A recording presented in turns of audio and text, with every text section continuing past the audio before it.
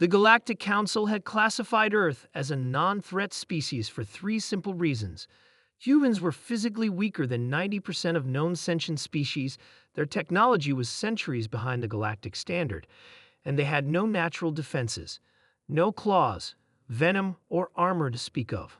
When the Vril invasion fleet arrived in Earth's orbit, they expected an easy conquest. Their commander, Thax, had conquered 17 worlds without a single casualty among his forces.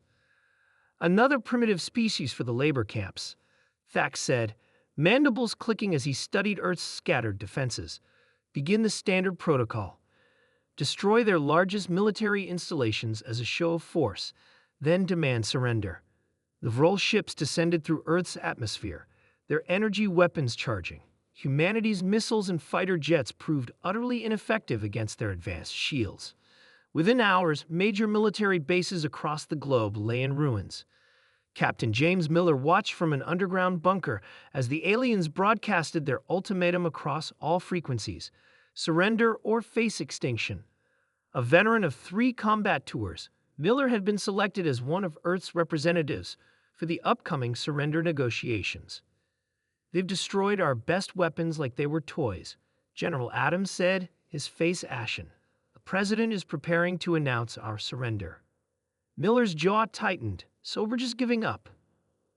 What choice do we have? The general responded. We can't beat their technology. The negotiations took place in what remained of the United Nations building in New York. The Vril representatives, towering insectoid creatures with gleaming carapaces, stood imperiously before the human delegation. Your species will serve the Vril Empire, announced their leader Thax. Those who resist will be eliminated. Those who comply will live as laborers. This is generous by our standards. The human diplomats exchanged defeated glances, all except Miller, who stepped forward despite protocol. Before we agree to anything, Miller said calmly, I'd like to understand something about your culture. Do the Vril have any concept of war crimes? Thax tilted his head, compound eyes gleaming with curiosity. The translator device on his thorax processed the question. Explain this concept, Thax demanded. Miller nodded. In human warfare, we've established rules, boundaries we don't cross, even against our worst enemies. Actions considered too brutal, too inhumane, no matter the circumstances. This is weakness, Thax declared. In war, one uses all available means to achieve victory. So your people have no prohibited weapons, no banned tactics, Miller pressed. None. Efficiency is our only concern. Miller smiled thinly. That's fascinating, because humans haven't always followed these rules either. In fact, our history is filled with weapons and tactics we eventually banned because they were too effective, too destructive. The room fell silent. The other human delegates stared at Miller, some with dawning understanding, others with horror. Consider this, Miller continued. We developed chemical weapons that can kill millions in minutes, then chose not to use them. We created biological agents that could wipe out entire continents, then locked them away. We split the atom and built weapons that could reduce cities to ash, then established treaties to control them. Thax's posture changed subtly.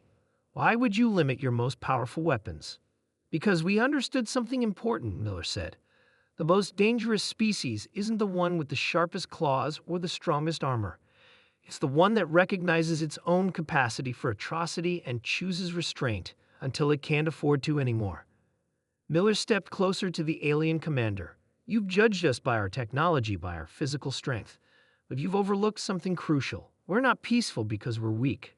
We're peaceful because we've seen what happens when we're not. Thax's mandibles clicked rapidly as he conferred with his subordinates. For the first time, uncertainty seemed to ripple through the alien delegation. Are you threatening us, human?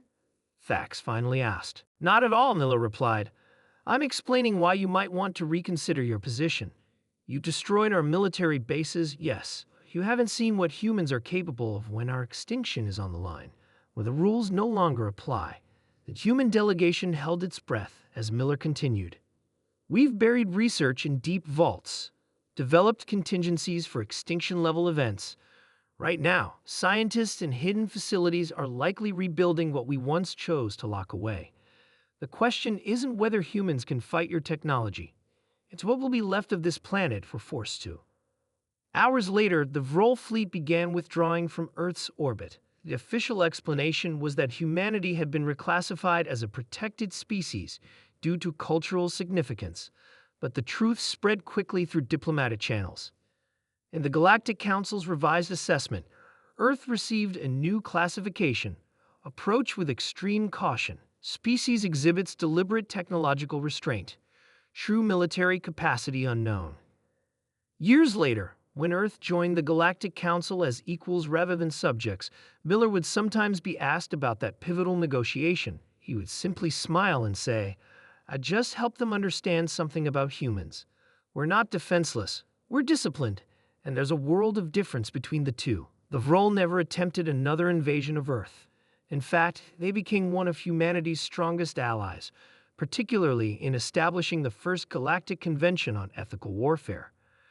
As Thax explained to his superiors, a species that creates planet-killing weapons, then chooses not to use them, isn't showing weakness. They're showing a level of discipline that makes them the most dangerous kind of adversary, one that knows exactly how far they can go and precisely when to stop holding back.